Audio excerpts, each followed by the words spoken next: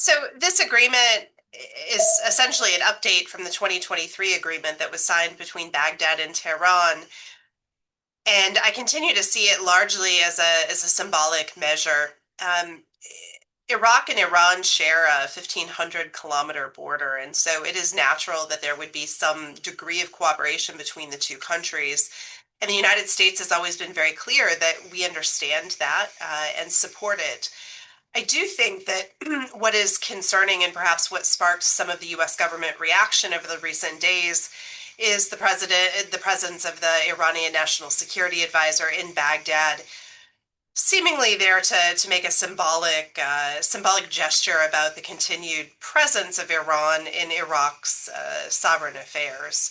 So I'm not sure that the MOU itself really changes anything, but certainly it is, in my view, a reassertion of Iranian interest in Baghdad. I think that the United States has invested heavily in recent years in helping Iraq to achieve its own vision of sovereignty.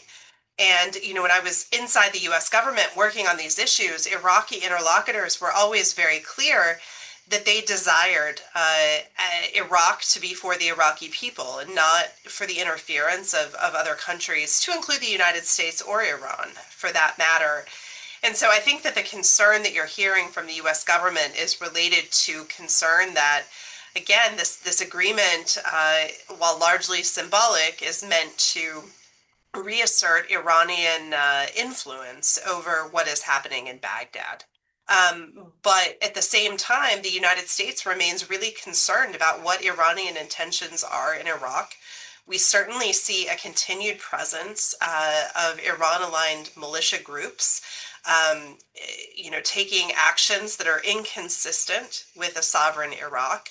I think really has to assert to all sides the independence of Iraq and ensure that he's taking decisions that are consistent with the well-being of the Iraqi people themselves. It's a hard task for sure. So the measures that have been taken against the anti-Iran groups in the Iraqi Kurdistan region is something that the Iranians have been pressuring the prime minister to do for several years. And so I think that the success that the prime minister has had in that particular piece of it probably paved the way for this MOU to be signed.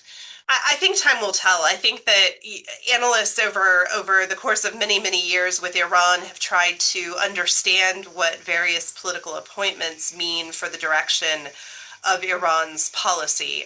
And so I would be hesitant to make any big proclamations about what I think that Larijani's return actually means. Iran is obviously facing, quite a critical moment with the assassinations of many of their key leaders, with the brief war with Israel, with the destruction of its nuclear facilities, a nuclear program that it has in the past considered to be existential to its regime.